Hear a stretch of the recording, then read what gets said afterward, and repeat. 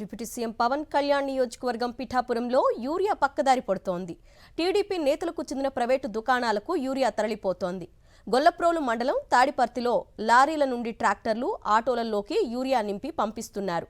అయితే అధికారుల తీరుపై రైతన్నలు మండిపడుతున్నారు. రైతు మిత్ర సొసైటీల ద్వారా ఒక్క బస్తా యూరియా కోసం రోజుల తరబడి తిరుగుతున్నామంటున్నారు రైతులు. ప్రైవేటు దుకాణాల్లో ఒక్కో బస్తా యూరియా 400 నుంచి 500 రూపాయలకు కొంటున్నామని ఆవేదన వ్యక్తం చేస్తున్నారు రైతులు.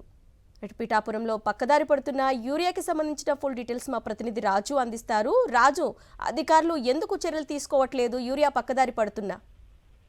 అయితే అధికారుల మీద చర్యలు తీసుకోవడానికి ప్రధానమైన కారణం ఈ కూటమి ప్రభుత్వం సంబంధించినటువంటి రాజకీయ ఒత్తిళ్లు ఉండడంతో అధికారులు చేసేది లేక ఎవరికైతే సిఫార్సు చేస్తున్నారో వారికి మాత్రమే యూరియాని పెద్ద మొత్తంలో సరఫరా చేస్తున్నారన్న ఆరోపణలు కూడా ఉన్నాయి. వాస్తవంగా చూసినట్లయితే ఈ రోజు ప్రధానంగా 600 మెట్రిక్ టన్నుల యూరియా కాకినాడ జిల్లాకు సరఫరా చేస్తామని చెప్పి అధికారులు ప్రకటించారు.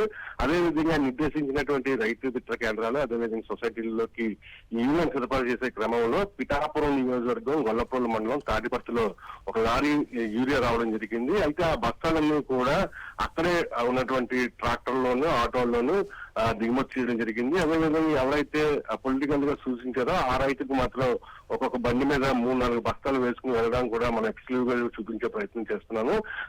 ఇవన్నీ కూడా చూసినట్లయితే గత కొద్ది రోజుల నుంచి ఇప్పటికే ఊడుపులు ఊడ్చి 4.5 రోజులు దాటింది.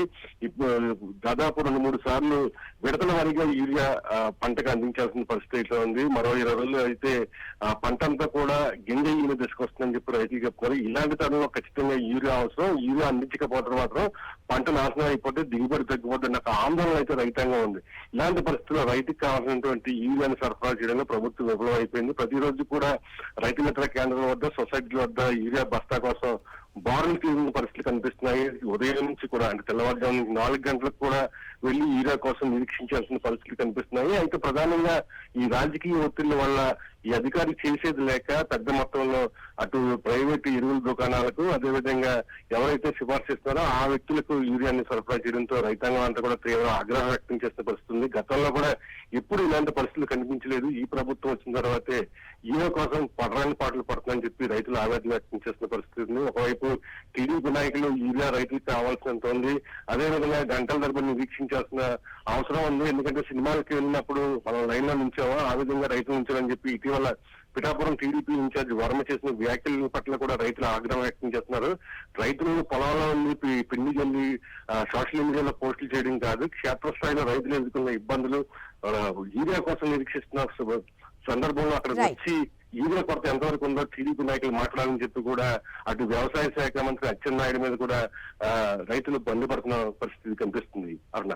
Okay Raju, thank you.